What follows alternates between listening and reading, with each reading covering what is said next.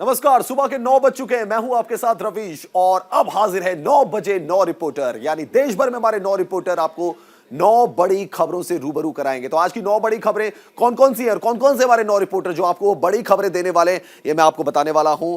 बड़ी खबरें आज देश में। सबसे पहले बात करेंगे पीयूष शुक्ला की। जोशीमठ से हमारे साथ लाइव जुड़ेंगे, बताएंगे जोशीमठ का हाल इस वक्त क्या है, दरारें क्या और बढ़ गई हैं, परिवारों का पलायन क्या जारी है। मेहुल जाला जामनगर से जुड़ेंगे हमारे साथ सीधे और ये बताएंगे फ्लाइट की लैंडिंग हुई, बम की अफवाह थी, क्या निकला उसका। दीपक चौबे दिल्ली से हैं क्योंकि भारतीय जनता पार्टी की राष्ट्रीय कार्यकारिणी की बैठक भी होगी। अभिनव पांडे कानपुर से हमारे साथ सीधे जुड़ेंगे, वो बताएंगे ठंड का हाल। साथ ही साथ शिशिर उपाध्याय इंदौर से जुड़ेंगे, जैसा कि आप जानते हैं कि वहां पे प्रवासी सम्मेलन का आज आखिरी दिन है। राजीव तिवारी भी दिल्ली से जुड़ेंगे, बीजेपी के महामंत्रियों की बैठक होने वाली है। रवि श्राफ हमारे साथ दिल्ली से सीधा जुड़ेंगे, वो भी हमें बड़ी खबर बताएंगे। जसवीर सिंह चंडीगढ़ से हमारे साथ लाइव होंगे और मदन मोहन शर्मा वाराणसी से हमें बड़ी खबरें देने वाले। तो ये है वो 9 रिपोर्टर जो हमें ये बड़ी खबरें देंगे और आपको रूबरू कराएंगे कि आखिर देश और दुनिया में क्या कुछ हो रहा है। तो बड़ी खबरें लेकर 9 रिपोर्टर हमारे हाजिर हो चुके हैं। सबसे पहले बड़ी खबर की बात करते हैं। 9 बजे 9 रिपोर्टर में जोशीमठ मामले से जुड़ी हुई बड़ी खबर आपको बता रहे हैं। मामले पर सुप्रीम कोर्ट में आज सुनवाई होगी, बड़ी खबर आपको बता रहे हैं। जोशीमठ मामले से जुड़ी हुई बड़ी खबर आपको बता रहे हैं। इस मामले की सुप्रीम कोर्ट में सुनवाई होगी, बड़ी खबर आज की। शंकराचार्य अविमुक्तेश्वरानंद ने यह याचिका लगाई है, जोशीमठ में असुरक्षित भवन गिराए जाएंगे। ये बड़ी खबर हम आपको बता रहे हैं। आज से शुरू होगा भवनों को गिराने का काम, वैज्ञानिकों की देखरेख में गिराए जाएंगे भवन। बड़ी खबर आपको बता रहे हैं 9 बजे 9 रिपोर्टर। सुप्रीम कोर्ट में आज मामले की सुनवाई भी होगी। शंकराचार्य स्वामी अविमुक्तेश्वरानंद ने याचिका दायर की है और उस पर आज सुप्रीम कोर्ट सुनवाई कर सकता है। साथ ही साथ आपको यह भी बता दें कि वैज्ञानिकों की देखरेख में कुछ भवन भी वहां पे गिराए जाएंगे जिनमें लंबे क्रैक्स आ गए हैं, दीवारों पर दरारें पड़ गई हैं, साथ ही साथ भूधसान भी वहां पर देखने को मिल रहा है। तो जोशीमठ से संबंधित 2 बड़ी खबरें हैं आज। एक तो सुप्रीम कोर्ट में सुनवाई होगी मामले की, दूसरी खबर यह है कि वैज्ञानिकों की देखरेख में मकान गिराए जाएंगे, वही मकान जो असुरक्षित हैं। अब सबसे बड़ा सवाल यही है कि वहां रहने वाले लोगों का क्या होगा, कहां जाएंगे वो लोग, कहां उनको शिफ्ट किया जाएगा, क्या सरकार के पास बैकअप प्लान तैयार है, सरकार क्या सोच रही है इस दिशा में। सुप्रीम कोर्ट में भी आज सुनवाई है। 2 बड़ी खबरें जोशीमठ से रिलेटेड हैं, जो 2 खबरें हम आपको बता रहे हैं। शंकराचार्य अविमुक्तेश्वरानंद ने याचिका लगाई है और न्यूज इंडिया ने सबसे पहले आपको बताया था कि शंकराचार्य का साफ तौर पर कहना है कि सरकार के काम में डिले हो सकती है, इसलिए सुप्रीम कोर्ट की दखलंदाजी जरूरी है। तो आज सुनवाई होगी। शंकराचार्य अविमुक्तेश्वरानंद ने यह याचिका लगाई है, जोशीमठ में असुरक्षित भवन जो है वो गिराए जाएंगे। आज से शुरू होगा भवनों को गिराने का काम, वैज्ञानिकों की देखरेख में ये भवन गिराए जाएंगे।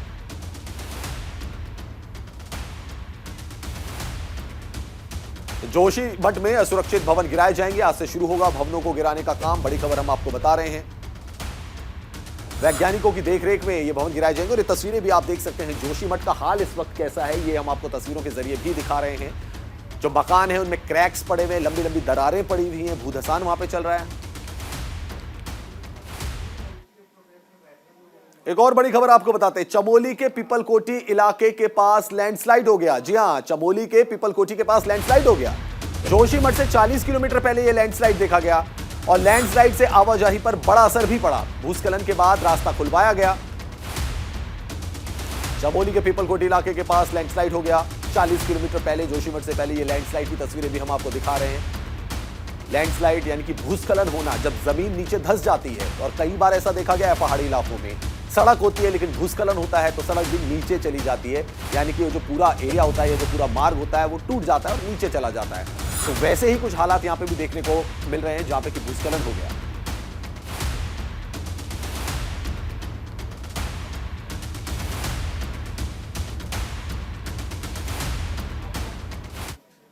तो हमारे सहयोगी पीयूष शुक्ला हमारे साथ सीधे जुड़ चुके हैं जोशीमठ से। उत्तराखंड में पीयूष शुक्ला मौजूद है और कई सवालों के जो जवाब हैं उसको क्लियर करेंगे पीयूष शुक्ला। पीयूष, सबसे पहले तो यह बताइए, जब हमारी टीम वहां जा रही थी, लैंडस्लाइड हो गया, उसके बाद न्यूज इंडिया ने खबर दिखाई, तो उसके बाद राहत का कार्य वहां पे शुरू किया गया। अब वहां पे हालात ठीक है? देखिए अब हालात सामान्य है। रात में ही मलबा जो है वो हटा दिया गया था, उसके बाद से जो वाहनों की आवाजाही थी वो रोड पर शुरू हो गई थी। फिलहाल रवीश मैं जहां पे खड़ा हूं वो जोशीमठ है, और ये जोशीमठ का वही होटल है जिस होटल की चर्चा बार बार हो रही थी। मैं चाहूंगा कैमरा पर्सन से बोर्ड दिखाएं, माउंट व्यू ये होटल, और इसके ठीक बगल का एक और होटल है जिसे मलारी होटल कहा जा रहा है। अब आपको मैं उन दरारों से रूबरू कराता हूं, और कैमरे के जरिए देखिए ये वो दरारें हैं जिन दरारों ने इस होटल को पूरी तरह से नेस्तनाबूद करने का कार्यक्रम तय कर दिया है। और अब से ये होटल और इसके अगल बगल के जो होटल हैं उनको चिन्हित किया गया है ताकि इनका ध्वस्तीकरण हो सके, क्योंकि यहाँ पर अब किसी को रहने की इजाजत नहीं है। ये देखिए कितनी बड़ी बड़ी दरारें जो हैं यहाँ पर आई हुई हैं, आप देख सकते हैं साफ जी। रवीश आप टीवी स्क्रीन पर देखिए किस तरह से ये पूरी दरार जो है वो आ चुकी है यहाँ पर, और दरार केवल यहाँ ही नहीं आई है बल्कि ये दरार जो है अगल बगल के जो हिस्से हैं सड़क के उनमें भी ये दरार आप साफ तौर पर देख सकते हैं। यहाँ पर ये दरारें लगातार ये दरारें ऐसे बढ़ते हुए ऊपर के जो रिहायशी घर हैं वहां तक ये दरार आ चुकी है। एक ही होटल नहीं बल्कि इस रोड पर पड़ने वाले अन्य जो होटल हैं वहां पर भी आप देख सकते हैं। एक तस्वीर मैं आपको दिखाता हूं किस तरह से लोग अपना आशियाना अपना घर सब कुछ छोड़कर यहां से जाने को मजबूर हैं। तमाम होटल्स जो हैं वो खाली कराए जा रहे हैं, और ये वो तस्वीर है आप देख सकते हैं। यहाँ पर लोग जो हैं वो वापस हो रहे हैं, होटल खाली कर रहे हैं, और दरारें इस कदर बढ़ गई हैं कि सड़क तक पर ये दरारें आपको साफ दिखाई देंगी। रवीश ये दरारें सड़क तक आपको साफ दिखाई देंगी, मतलब हर घर को जी हाँ पीयूष, हम बड़ी लंबी यहाँ पे दरारें देख पा रहे हैं। पीयूष एक जानकारी ये भी है कि कई घरों को चिन्हित किया गया था, होटलों को चिन्हित किया गया था, बाकायदा उन पे क्रॉस का निशान भी लगाया गया था। क्या आज उन मकानों को भी जमींदोज कर दिया जाएगा वैज्ञानिकों की निगरानी में? देखिए कल मुख्यमंत्री की ओर से एक प्रेस रिलीज जारी की गई थी, और इसमें कहा गया था जिन दो होटलों का जिक्र था, ये होटल मलारी और होटल माउंट व्यू, इन दो होटलों का जिक्र था कि यहां पर ध्वस्तीकरण की कार्रवाई होगी। उसके अलावा जो ऐसे भवन हैं जिनमें अब रहना मुनासिब नहीं है उन्हें भी ध्वस्तीकरण की कार्रवाई में शामिल किया जाएगा। कुल मिलाकर अगर देखा जाए तो यहां पर कार्रवाई जो है वो रवीश अब से आज हो या 2-3 दिन बाद हो, लेकिन यहाँ पर कार्रवाई होना तय है, क्योंकि यहाँ पर आप देख सकते हैं भवन जो हैं, जो लोग रिहाइश में यहाँ पर रह रहे हैं वो धीरे धीरे अपना सामान खाली करते हुए आपको नजर आएंगे। तो मतलब साफ है इन भवनों को चिन्हित कर दिया गया है, और चिन्हित करने के साथ साथ सरकार ने यहाँ पर रहने वाले लोगों के पुनर्वास की भी व्यवस्था कर रखी है ताकि उन्हें वहां पर ले जाया जा सके। पीयूष हम देख रहे हैं आपके पीछे कुछ लोग हैं जिनको आपने दिखाया अभी कि होटल भी खाली कराया जा रहा है, जो दोनों होटल से उनको खाली कराया जा रहा है। कुछ लोग भी वहां पे नजर आ रहे हैं, क्या आप उनसे बात कर सकते हैं? उनसे जानिए कि क्या हालात ऐसे पैदा हो गए और क्या उनको प्रशासन की तरफ से बोला गया है। बिल्कुल, प्रशासन की तरफ से क्या बोला गया? प्रशासन की तरफ से बोला गया कि कहाँ आपकी व्यवस्था हो रही है, आप कहाँ रह रहे हैं, नहीं है तो गुरुद्वारा है, नगर पालिका, आप वहाँ जा सकते हैं। ये व्यवस्था की गई है। बाकी आपको कब तक खाली करने के लिए कहा गया है? ऐसा नहीं है कि करो खाली, ऐसे इमीडिएट कुछ ऐसा नहीं है कि अब भी जाओ, लेकिन आ रहे हैं ये SDRF वाले, सेना वाले भी आए थे कि आप जल्दी खाली करो। है डेंजरस स्थिति है तो ठीक है, लेकिन जाएंगे कहाँ बताओ? प्रशासन ने ऐसी व्यवस्था थोड़ी कर रखी है। मैं तो जा सकती हूँ, मतलब कहीं पे भी आदमी जा सकता है, लेकिन हमारे उसकी व्यवस्था, इतना सामान बताइए, इतना बड़ा होटल है, कहाँ ले जाएंगे हम? ये निशान तो लग गए हैं सामान। रवीश मैं दिखाऊं, ये क्रॉस का निशान यहाँ पर लगा दिया गया है, यानी ये भवन डेंजर है और डेंजर जोन में भवन है। और यहाँ पर जो लोग हैं उनका कहना है कि हमारा व्यवसाय भी चौपट हो रहा है। तमाम होटल इस रोड पर थे रवीश, और अब आपको मैं बताऊं कि ये होटल यहाँ से खाली कर रहे हैं। सामान देखिए, और जिनका होटल था वो हमारे साथी थी यहाँ पर, और वो अपना क्या उन्होंने वैकल्पिक व्यवस्था कर रही थी। पीयूष जो हम सुन पा रहे थे उनको, वो कह रही थी कि नगर पालिका में चले जाइए, गुरुद्वारे में चले जाइए। ये तो कोई वैकल्पिक व्यवस्था नहीं हुई ना प्रशासन की तरफ से? क्या जो शिफ्ट की गई थी फैमिलीज को, क्या उनको वहां पर कुछ मकान मुहैया कराए जा रहे हैं? क्योंकि ऐसा भी सुनने में आया कि 80 से लेकर फैमिली जो थी उनको शिफ्ट किया गया। तो इनको क्या सिर्फ ये बोला गया कि शिफ्ट करना है, या कोई आशियाना भी सरकार दे रही है? क्योंकि नगर पालिका का भवन और गुरुद्वारे के भवन में तो इतना सामान लेकर कोई नहीं जा सकता। क्या नगर पालिका आपसे सरकार की तरफ से कहीं पुनर्वास या कहीं मकान देने की या कहीं आपको रुकने के लिए कुछ व्यवस्था करने की बात कह रहे हैं वो कि अगर आप अपनी व्यवस्था कहीं पे कर सकते हैं 4,000 रुपये आपको किराया मिलेगा मंथली। और नहीं तो है सरकार की तरफ से भी गुरुद्वारा है, शायद उन्होंने होटल एक्वायर कर लिए है, ऐसा नहीं है। तत्काल व्यवस्था तो है, हमें डेंजरस जोन में नहीं रखा गया है, लेकिन स्थिति खराब हो गई है ना, अब क्या करें। वैसे उन्होंने प्राथमिक व्यवस्था खाने के लिए भी सरकार ने 5-5 हज़ार रुपये का चेक दे दिया है। सरकार भी अपना काम कर रही है, पर देखिए आप किसको देखिए, इनका जिम्मेदार कहना मानते सरकार हैं? अपना पीयूष काम पीयूष कर- जैन से पूछे किसको जिम्मेदार मानते हैं ये इस हालात के लिए, क्योंकि 1-1.5 साल से वहां पे क्रैक्स आ रहे थे, दरारें आ रही थी वहां पे। आंटी जी, इस पूरे हालात के लिए जिम्मेदार आप किसे मानती हैं? क्योंकि दरारें तो एकाएक आई नहीं है। नहीं, ये तो बहुत समय से है, सभी हैं। ये अनियंत्रित जो कंस्ट्रक्शन है वो है, सरकार की गाइडलाइन है। अगर 6 मंजिला भवन बन रहे तो क्यों बन रहे? भाई मैं तो बनाऊंगी चाहे वो 8 मंजिल बने, है ना, हर आदमी चाहते हैं, लेकिन ये होना चाहिए कि नहीं बनना चाहिए, उसके लिए कोई प्राविधान नहीं है। ये तो है जैसे नगर पालिका जो एक्ट है उसमें यहाँ पे आप 2nd फ्लोर से ज़्यादा नहीं बना सकते हैं, लेकिन बन रहे हैं, उस पर रोक नहीं है। कोई भी वो हो, सरकार हो, गाइडलाइन जरूर होनी चाहिए। और इतने भारी भरकम अगर ये जोन 5 में है तो नहीं बनना चाहिए। हम ये कहते हैं, जंगल कहाँ है हमारे? गौरा देवी का चिपको आंदोलन की भूमि है ये, लेकिन आपको दिखा चारों तरफ पहाड़ खाली हैं, सब जवाबदेह हैं इसमें। अब आजकल कह रहे हैं कि वन तस्कर घूम रहे हैं, अगर हमारे जानवर ख़त्म हो रहे तो सब जवाबदार है ना इसमें। हम यहाँ पर मीडिया का शुक्रिया। इन्होंने कहा कि सब जवाबदार हैं रवीश, और सब जवाबदार हैं तो मतलब साफ है कि सरकार भी है और आम नागरिक भी हैं। जवाबदारी सबकी है। जब भवन बन रहे थे तो सरकार कहाँ थी? जब भवन बन रहे थे तो नगरपालिका प्रशासन कहाँ था? वो गाइडलाइन कहाँ थी? जब यहाँ पर डेंजर 5 के जोन में ये इलाका है तो ऐसे में कैसे नक्शे पास हुए, भवन कैसे बने? आप देख सकते हैं जहाँ पर 2 मंजिले की बात कही जा रही है वहाँ पर 3-3 मंजिले बने हुए हैं। तो साफ तौर पर आप यहाँ पर देख सकते हैं, तो ये सारी चीज़ें यहाँ पर बनी हुई हैं।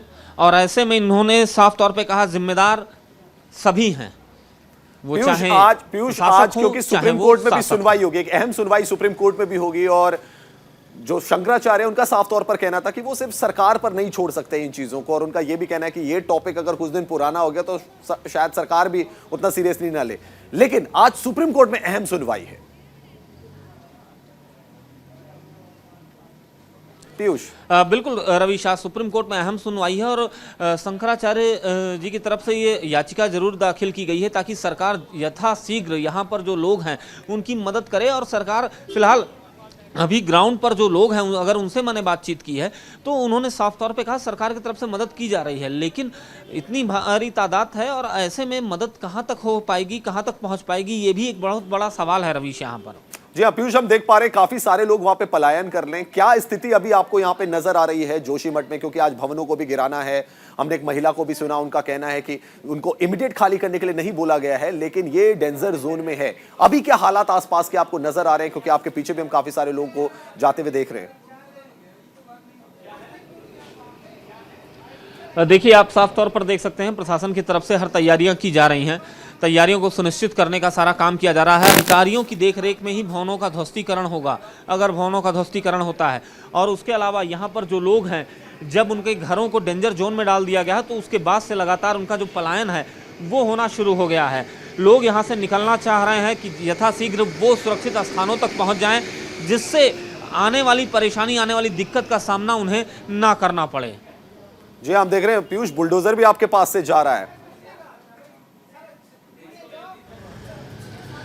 बिल्कुल, हमारे पास एक बुलडोजर जा रहा है, चूंकि पर्वतीय क्षेत्र है और यहाँ पर अक्सर इस तरह की बुलडोजर और तमाम ऐसी चीज़ें होती रहती हैं, क्योंकि लैंडस्लाइड और तमाम ऐसी चीज़ें होती हैं। लेकिन अभी अधिकारी यहाँ पहुँचे नहीं, अधिकारियों की देखरेख में ही यहाँ पर ध्वस्तीकरण का काम होगा। और अगर इसी से काम होना है तो अब से थोड़ी देर बाद यहाँ पर शायद अधिकारियों की वो टीम भी पहुँच जाएगी और टेक्नीशियंस की टीम भी होगी और उन्हीं के निर्देशन में यहाँ पर ध्वस्तीकरण की कार्रवाई जो है वो शुरू होगी। रवीश, पीयूष बहुत शुक्रिया आपका तमाम जानकारी देने के लिए। आपसे लगातार जानकारी लेते रहेंगे। जोशीमठ से हमारे सहयोगी पीयूष शुक्ला एक्सक्लूसिव रिपोर्ट बता रहे थे किस तरीके से वहां पे दरारें आ गई और किस तरीके से जो कुछ परिवार है वो वहां से पलायन कर रहे हैं। चलिए बढ़ते हैं दूसरी बड़ी खबर की तरफ। इमरजेंसी फ्लाइट लैंडिंग मामले में बड़ा अपडेट हम आपको देख रहे हैं, जामनगर में जो इमरजेंसी लैंडिंग कराई गई फ्लाइट की, उसको लेकर एक बड़ा बयान सामने आया है। मॉस्को गोवा फ्लाइट में बम की सूचना मिली थी, इसीलिए इमरजेंसी लैंडिंग कराई गई। फ्लाइट में 236 यात्री और 8 क्रू मेंबर्स थे। सभी यात्रियों को सुरक्षित निकाल लिया गया है। बम डिटेक्शन एंड डिस्पोजल का काम जारी है। बड़ी खबर हम आपको बता रहे हैं, फ्लाइट में 236 यात्री थे, 8 क्रू मेंबर्स थे। गोवा फ्लाइट को जाना था, लेकिन इमरजेंसी लैंडिंग कराई गई क्योंकि बम की वहां पे अफवाह या सूचना कह सकते हैं वो मिली थी वहां पर, जिसके बाद फ्लाइट की इमरजेंसी लैंडिंग करानी पड़ी। फ्लाइट की इमरजेंसी लैंडिंग कराने के बाद सभी यात्रियों को सुरक्षित बाहर निकाला गया। उनके सबके सामान की जांच भी हुई, क्रू मेंबर्स को भी बाहर निकाला गया। उसके बाद वहां पे जांच दल पहुंचा, फ्लाइट को पूरा जांच की गई फ्लाइट की, और यही बताया जा रहा है कि सूचना मिली थी जिसकी वजह से इमरजेंसी लैंडिंग कराई गई। तो मॉस्को से गोवा आ रहे विमान की जामनगर एयरपोर्ट पर इमरजेंसी लैंडिंग हुई थी। फ्लाइट में हम आपको बता दें कि 236 यात्री और 8 क्रू मेंबर्स थे, जो सब सुरक्षित है फिलहाल। गुजरात पुलिस ने प्लेन के अंदर जांच की। एनएसजी की टीमों ने भी एयरपोर्ट पर पहुंचकर प्लेन की जांच की। इस दौरान एयरबेस पर रात में करीब 6 घंटे अफरा तफरी मची रही। गोवा एयर ट्रैफिक कंट्रोल को हो रही इस विमान में बम होने के संबंधित ईमेल मिला था, यह भी हम आपको बता दें। तो जामनगर कलेक्टर का बयान भी सामने आ गया है। गोवा प्रशासन ने भी एहतियात एयरपोर्ट की सुरक्षा बढ़ा दी थी। एयरपोर्ट पर अतिरिक्त सुरक्षा कर्मियों को तैनात किया गया है।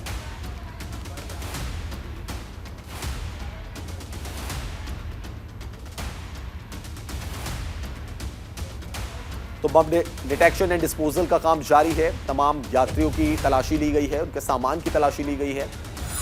इमरजेंसी लैंडिंग कराई गई फ्लाइट की। ये तस्वीरें भी आप देख सकते हैं। यहाँ पर मॉस्को से गोवा की फ्लाइट थी, लेकिन जामनगर का जो एयरपोर्ट है वहां पर इसकी इमरजेंसी लैंडिंग कराई गई। और ये खबर आ रही है, बताया जा रहा है कि ईमेल के जरिए गोवा एयरपोर्ट को सूचना दी गई थी। गोवा एयरपोर्ट को बताया गया था कि इस विमान में बम हो सकता है, और इसकी वजह से गोवा एयरपोर्ट पे भी काफ़ी एहतियात बरता गया। वहाँ पे भी सुरक्षा बढ़ा दी गई थी, लेकिन सीधे सीधे पायलट को ये संकेत दिए गए कि विमान की इमरजेंसी लैंडिंग कराई जाए, और फिर जामनगर में विमान की इमरजेंसी लैंडिंग कराई गई। जिसके बाद आप देख सकते हैं कि पूरी तलाशी अभियान भी चला। एनएसजी की टीम भी वहाँ पर पहुंची, गुजरात पुलिस की टीम भी वहाँ पर मौजूद थी। नागरिकों के जो सामान था उसकी जाँच की गई।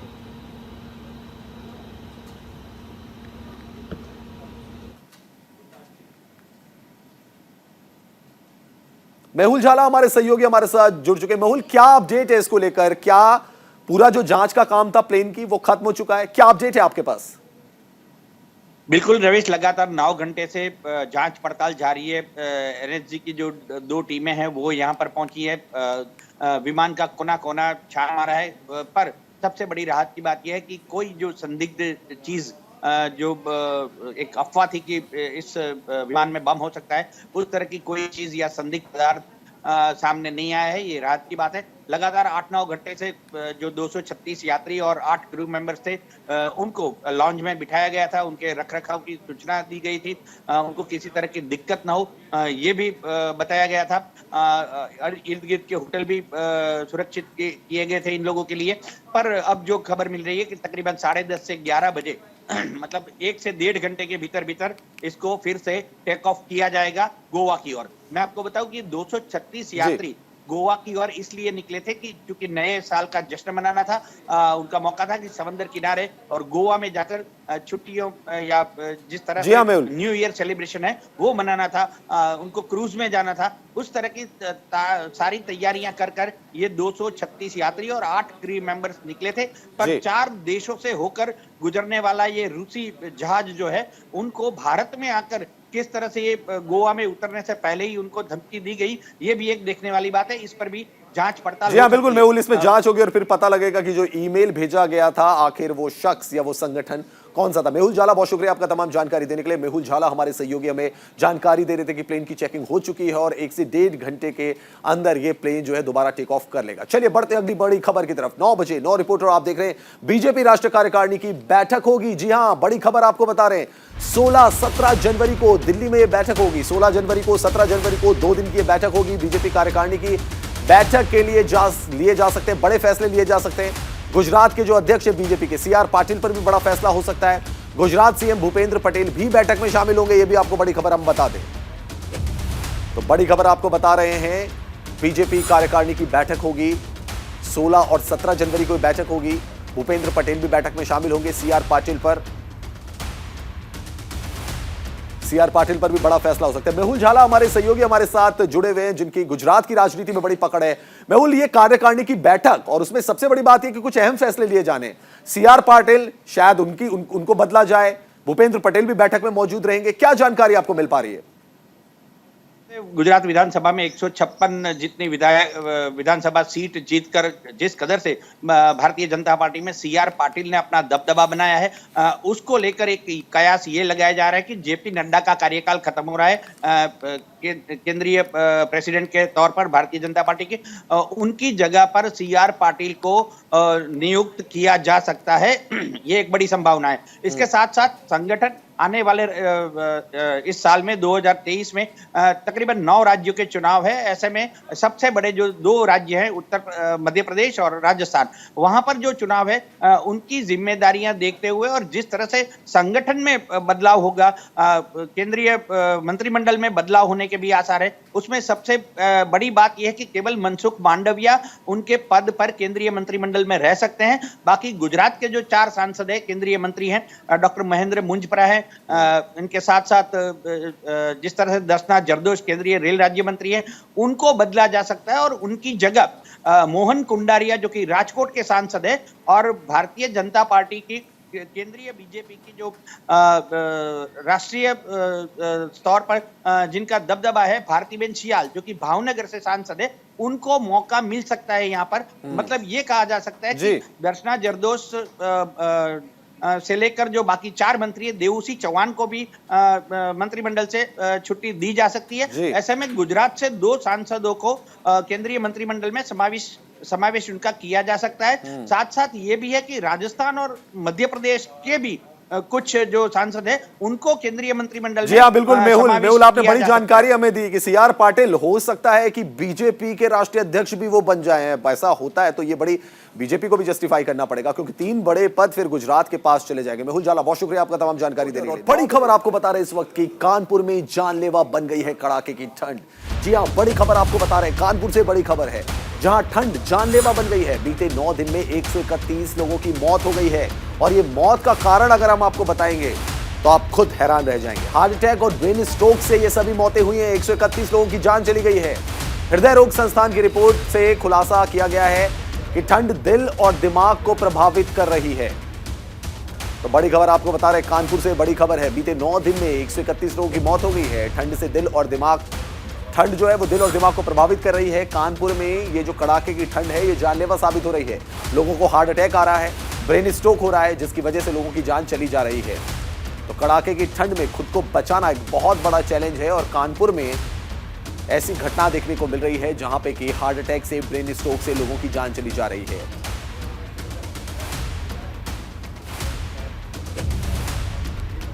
और हृदय रोग संस्थान की तरफ से जो रिपोर्ट आई है उसमें बड़ा खुलासा हुआ है। उस खुलासे के मुताबिक ठंड का जो असर है वो दिल और दिमाग दोनों पर पड़ रहा है, जिसकी वजह से लोगों को दिक्कतों का सामना करना पड़ रहा है और कुछ लोगों की इसमें मौत भी हो जा रही है।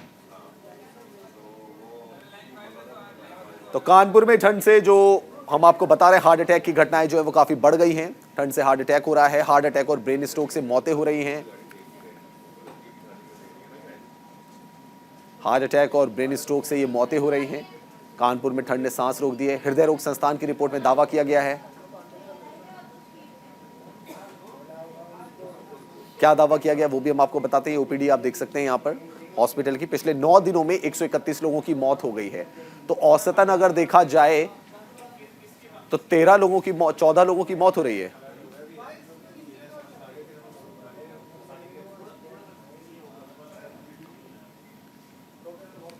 अभिनव पांडे हमारे सहयोगी इस खबर पर हमारे साथ जुड़ गए। अभिनव, अगर देखा जाए तो आंकड़ा बहुत ज्यादा है। इस कड़ाके की ठंड में हमने लोगों को जूझते हुए तो देखा है, लेकिन हार्ट अटैक और ब्रेन स्ट्रोक यह भी सुनने को मिल रहा है। देखिए, बिल्कुल मैं बता दूं कि जिस तरह से डॉक्टरों का जो कार्डियोलॉजिस्ट है उनका साफ तौर से कहना है कि ये पोस्ट जो कोविड है उसका इफेक्ट है कि इतना ज्यादा, क्योंकि ये आंकड़े जो है वो पूरी तरह से चौंकाने वाले हैं। इसके पहले इस तरह की मौत के आंकड़े ठंड हर साल पड़ती थी। कई ऐसे साल हुए हैं जहां पर कि ठंड के आंकड़े बहुत ज्यादा रहे हैं, लेकिन हार्ट अटैक से लोगों की मौत, 131 लोगों की मौत सिर्फ और सिर्फ कानपुर पे होगी, और वो भी ये सरकारी आंकड़े में बता रहा हूं। तो इस तरह से मौत के आंकड़े जो है वो लगातार बढ़ते जा रहे हैं। इस पर जो है डॉक्टर डॉक्टरों की चिंता बढ़ती जा रही है। हालांकि उन लोगों ने ये साफ कहा है कि जो भी चिकित्सा के जो भी मुकम्मल उपचार हैं, जो उपाय हैं, वो मुफ्त किए जाएंगे। राज्य सरकार के द्वारा सभी के इलाज मुफ्त कराए जाएंगे। लेकिन लगातार जो ठंड बढ़ती जा रही है, चाहे स्कूल कॉलेजेस आप देखिए 14 तक पूरी तरह बंद कर दिए गए हैं, लेकिन मौसम विभाग का ये साफ कहना है कि ये ठंड जो है वो लगभग 20 तारीख तक जो है इसी तरह से मौसम है। आप देख सकते हैं कि मेरे पीछे देखिए कि किस तरह से जो है लगातार घना कोहरा जो है इस समय छाया हुआ है, धुंध पूरी तरह से है, विजिबिलिटी जो है वो 10 मीटर से ज्यादा की नहीं है। तो ऐसे में जो है ठंड बढ़ती जा रही है और मौत के आंकड़े जो है, जो कार्डियक अरेस्ट से जो मौत के आंकड़े हैं वो भी लगातार बढ़ते जा रहे हैं। और ये सीधा जो मेरे ब्रेन स्ट्रोक हो गया या कार्डियक अरेस्ट हो गया, इसका जो असर है वो पोस्ट कोविड है। कोविड के बाद के जो लोग हैं उसमें ये इन तरह के आंकड़े जो है वो लगातार बढ़ते जा रहे हैं। इसमें बहुत ज्यादा सतर्क रहने की जरूरत है। डॉक्टर साफ तौर से कह रहे हैं कि जो प्लस 50-60 हैं वो लोग घर में ही रहें, घर में अगर बहुत ज्यादा जरूरी काम ना हो तो बाहर न निकलें, और जो भी कार्डियक से प्रॉब्लम है, जिनको भी कार्डियक डिजीज है, वो इसमें जो है जरूर जो है सतर्क रहें। बहुत शुक्रिया आपका अभिनव पांडे तमाम जानकारी देने के लिए। अभिनव पांडे हमारे सहयोगी में जानकारी दे रहे थे। कानपुर में हार्ट अटैक, ब्रेन स्ट्रोक्स की वजह से मौत का आंकड़ा बढ़ रहा है। चलिए दिल्ली से बड़ी खबर आपको बताते हैं। आज बीजेपी महामंत्रियों की बैठक होगी। बीजेपी के केंद्रीय कार्यालय में यह बैठक रखी गई है। राष्ट्रीय कार्यकारिणी की बैठक से पहले महामंत्रियों की बैठक होगी, यानी संगठन की बैठक होगी। बैठक में महामंत्रियों को दिए गए टास्क की समीक्षा होगी। राष्ट्रीय कार्यकारिणी की तैयारियों पर भी इस पर चर्चा होगी। 16 जनवरी से जैसे राष्ट्रीय कार्यकारिणी की बैठक होगी, हम आपको बता चुके हैं, तो महामंत्रियों की बैठक आज होगी। और महामंत्रियों की बैठक में जो उनको टास्क दिए गए थे उसकी समीक्षा भी की जाएगी। तो बीजेपी के कार्यालय में यह बैठक होगी। आज महामंत्रियों को जो टास्क दिए गए थे उसकी समीक्षा होगी। महामंत्रियों के साथ आज बैठक होगी। राजीव तिवारी हमारे सहयोगी हमारे साथ सीधा जुड़ चुके हैं। राजीव का हम रुख करेंगे। राजीव, आज की जो बैठक होने वाली है महामंत्रियों की, क्या कुछ खास इस बैठक में रह सकता है? जी बिल्कुल, आपको बताना चाहूंगा कि आज जो बैठक हो रही है बीजेपी के राष्ट्रीय महासचिवों की जो बैठक हो रही है, बहुत ही महत्वपूर्ण बैठक है, क्योंकि 16 और 17 जनवरी को बीजेपी की राष्ट्रीय कार्यकारिणी की बैठक है। इस बैठक में क्या कुछ एजेंडा रहेगा, इसको लेकर के आज इस बैठक में चर्चा किया जाएगा।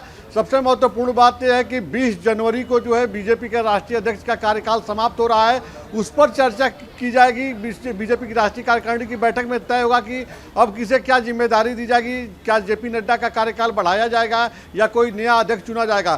साथ ही 2023 में 9 राज्यों में विधानसभा चुनाव है, 2024 में लोकसभा चुनाव है, तो चुनाव को लेकर के क्या कुछ रणनीति बने, किसे क्या जिम्मेदारी दी जाए। कहा जा रहा है कि संगठन में और केंद्र सरकार में भी फेरबदल होने की सूचना है। कई केंद्रीय मंत्रियों को संगठन में भेजा जा सकता है चुनाव के मद्देनजर। तो ऐसे में किसे क्या जिम्मेदारी मिलनी चाहिए, तो तमाम महत्वपूर्ण बिंदुओं पर आज चर्चा होनी है। जी और साथ ही साथ राजीव, समीक्षा भी की जाएगी कि जो कार्य दिए गए थे महामंत्रियों को हुए नहीं हुए।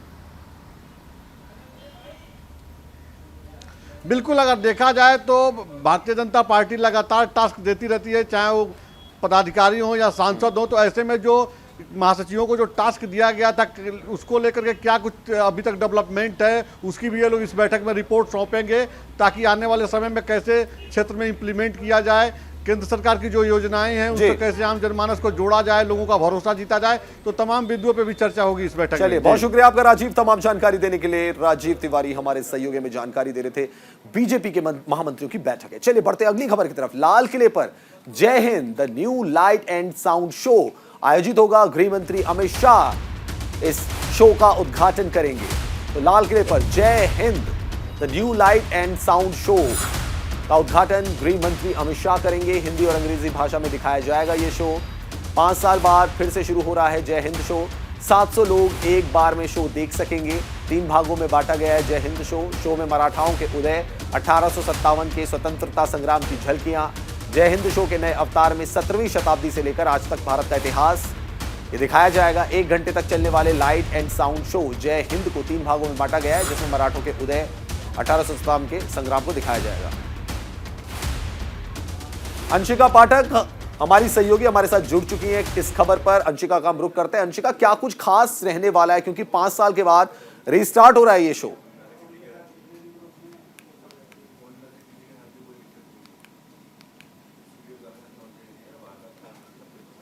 अंशिका, आप मुझे सुन पा रही हैं?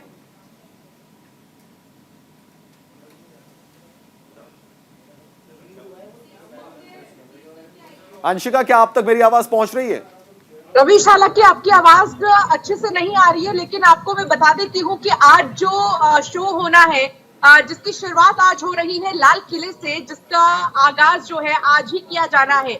गृह मंत्री अमित शाह की तरफ से ये पहले ही कह दिया गया था कि लेजर शो जो है उसका आयोजन होगा लाल किले पर, साउंड शोज होंगे और इसका जो नाम है वो जय हिंद दिया गया है। तो ये हिंद शो जो है वो आज से शुरू हो जाएगा और इसको 3 भागों में ऑर्गेनाइज किया जाएगा। लेकिन सबसे बड़ी बात यह है कि इस शो के जरिए ये बताने की कोशिश होगी कि आखिर अब तक भारत कितना आगे पहुंचा है और 75 साल क्योंकि पूरे हो चुके हैं आजादी के अमृत महोत्सव के साथ ही इस पूरे दौर में हमने किन किन कठिनाइयों का सामना किया है, भारत ने कितनी बड़ी चुनौतियों का सामना किया है, इन सारी चीजों को दिखाने की भी कोशिश होगी। इसके साथ ही आपको बता दें रवीश की मौजूदा समय में जो तमाम जो बड़ी बड़ी योजनाओं को लाया जा रहा है और सेना के लिए जो अहम फैसले लिए गए हैं उसके बारे में भी दिखाया जाएगा।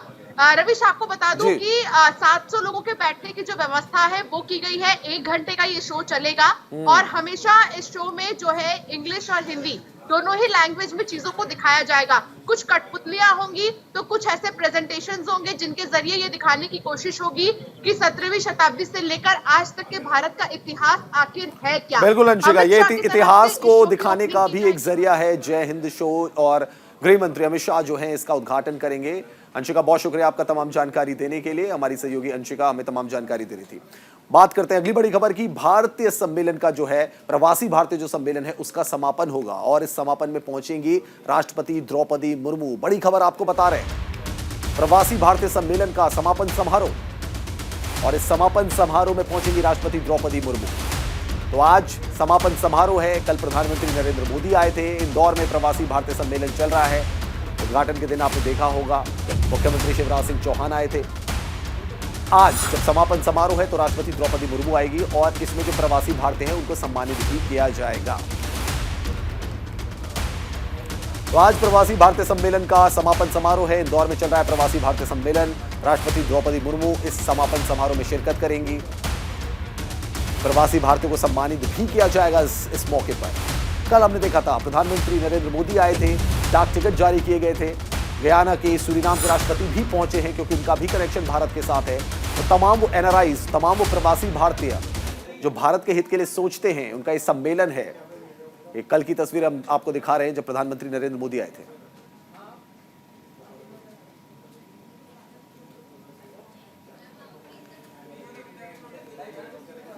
गयाना के राष्ट्रपति से भेंट करेंगी द्रौपदी मुर्मू। दोपहर 3:30 बजे सम्मेलन में शामिल होंगी द्रौपदी मुर्मू। शाम 5:15 पर दिल्ली के लिए वापस रवाना हो जाएगी। शिशिर उपाध्याय हमारे सहयोगी सीधा हमारे साथ जुड़ चुके हैं। शिशिर, आज आखिरी दिन है, समापन समारोह है आज प्रवासी भारतीय सम्मेलन का। राष्ट्रपति द्रौपदी मुर्मू भी पहुंच रही है। इसके अलावा और क्या कुछ खास रहने वाला है समापन समारोह में? मुर्मू जी यहाँ पधार रही हैं। कुछ ही देर में आप जो मेरे पीछे देख रहे हैं इसके पास जो कन्वेंशन सेंटर है वहाँ पर पहुंचेंगी और लगभग 3200 अप्रवासी भारतीयों को संबोधित करेंगी और जो पूर्व वहाँ के राष्ट्रपति है गोयना के और मोंटेगुआ के, उनके साथ चर्चा करेंगी और चर्चा के साथ जो अप्रवासी भारतीय हैं उनको हिंदुस्तान में ज्यादा से ज्यादा बेहतर इन्वेस्टमेंट हो सके, हिंदुस्तान के प्रति उनका भाव हमेशा सकारात्मक बना रहे, इस पर कोशिश करेंगी। क्योंकि मध्य प्रदेश सरकार और केंद्र सरकार दोनों ने मिलकर ये जो आयोजन किया है इसमें बहुत सारे विदेशी जो भारतीय हैं वो यहाँ आए और उन्होंने इंदौर शहर में, इंदौर के आसपास के एरिया को घूमा और यहाँ इन्वेस्टमेंट भी भविष्य में अप्रवासी भारतीय सम्मेलन मध्य प्रदेश और देश में एक मील का पत्थर साबित हो रहा है। और राष्ट्रपति महोदय आज समापन समारोह है, कुछ MOU साइन करेंगी वो 2 देशों के राष्ट्रपति के साथ। कुछ मुद्दों पर MOU साइन भी होगा यहाँ पर। जयराम, चूंकि इसमें S जयशंकर रहेंगे विदेश मंत्री, मध्य प्रदेश के मुख्यमंत्री रहेंगे और कई अन्य केंद्रीय मंत्री भी शामिल होंगे। रवीश, बहुत शुक्रिया आपका तमाम जानकारी देने के लिए। शिशिर उपाध्याय हमारे सहयोगी प्रवासी भारतीय सम्मेलन के बारे में लेटेस्ट अपडेट आपको दे रहे थे। चलिए बात राहुल गांधी की करते हैं। बात करते हैं भारत जोड़ो यात्रा की। भारत जोड़ो यात्रा की पंजाब में एंट्री, इसके बारे में बड़ी खबर आपको दे रहे हैं। शंभू बॉर्डर से पंजाब में भारत जोड़ो यात्रा की एंट्री होगी। 1 हफ्ते तक पंजाब में रहेगी भारत जोड़ो यात्रा। भारत जोड़ो यात्रा फतेहगढ़ साहिब भी जाएंगे राहुल गांधी।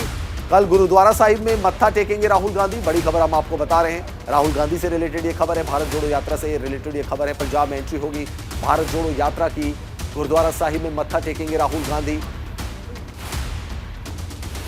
जसबीर हमारे साथ सीधा जुड़ चुके हैं, हमारे सहयोगी। जसबीर, भारत जोड़ो यात्रा की एंट्री होने वाली है पंजाब में, क्या क्या खास पड़ाव रहेंगे, क्या क्या खास कार्यक्रम रहेंगे राहुल गांधी के?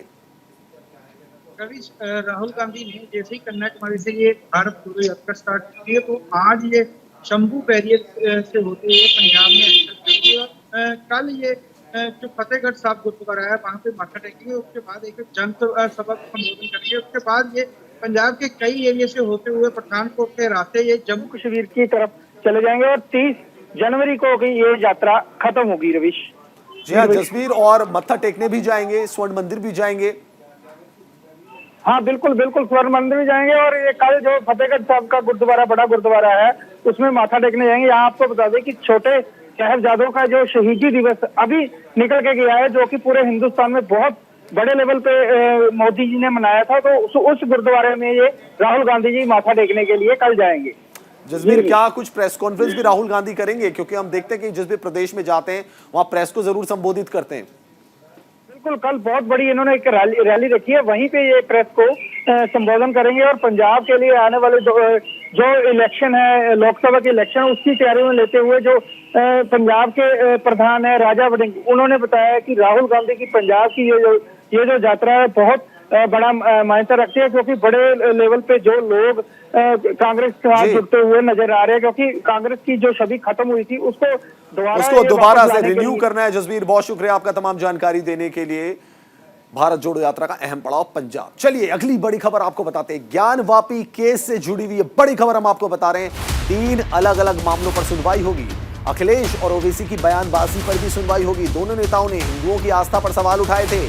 वाराणसी जिला अदालत में आज ज्ञानवापी से जुड़े 3 प्रकरणों के साथ साथ अखिलेश यादव और ओवैसी की बयानबाजी पर अलग अलग कोर्ट में सुनवाई होगी। एडवोकेट हरिशंकर पांडे के सिविल कोर्ट में दी गई याचिका में कहा गया है कि ज्ञानवापी मस्जिद के वजू खाने में शिवलिंग मिला है। तो ज्ञानवापी केस से जुड़ी आज अहम खबर हम आपको बता रहे हैं। मदन मोहन हमारे संवाददाता वाराणसी से हमारे साथ जुड़ रहे हैं। मदन, ज्ञानवापी मामले में सुनवाई होगी, लेकिन उसका एक अहम पहलू यह भी है कि ओवैसी और अखिलेश यादव, इन्होंने जो बयान दिए थे उनको लेकर भी सुनवाई होगी।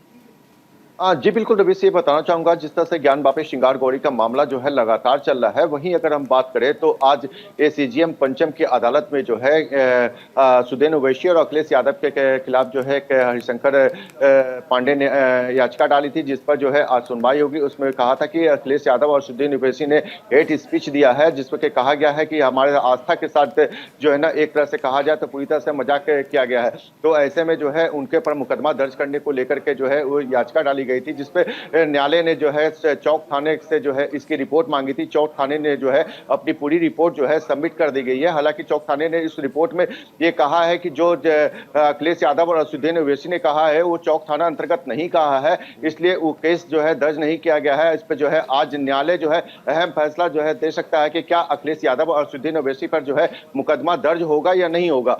तो जिसको लेकर के लगभग कहा जाए कि 3 बजे के आसपास जो है सुनवाई जो है हो जाएगी और इस पर जो है एक आदेश आ जाएगा कि क्या उन पर मुकदमा दर्ज होना चाहिए या नहीं होना चाहिए। वहीं दूसरा जो है जिला जज की अदालत में जो है मुकदमा दर्ज किया गया है, जिसमें अंजुमन इंतजामिया की तरफ से याचिका जो है जुलाई 2021 में डाली गई थी, जिसमें कहा गया था कि जो ज्ञानवापी मस्जिद है उसका क्षेत्राधिकार जो है सिर्फ वक्फ बोर्ड लखनऊ के पास में है और सिर्फ वक्फ बोर्ड लखनऊ ही इसकी जो है सुनवाई कर सकता है। लेकिन अवर न्यायालय ने इस पर जो है लगातार जो है सुनवाई जारी रखी है, जिस पर लेकर के आज जो है जिला जज की अदालत में इस पर भी सुनवाई होगी। जी बिल्कुल, 3 अहम मामले हैं जिन पर सुनवाई होगी। मदन मोहन, बहुत शुक्रिया आपका तमाम जानकारी देने के लिए। मदन मोहन हमारे सहयोगी में जानकारी दे रहे थे। ज्ञानवापी मामले में आज 3 सुनवाई है। चलिए 9:09 रिपोर्टर में फिलहाल इतना ही।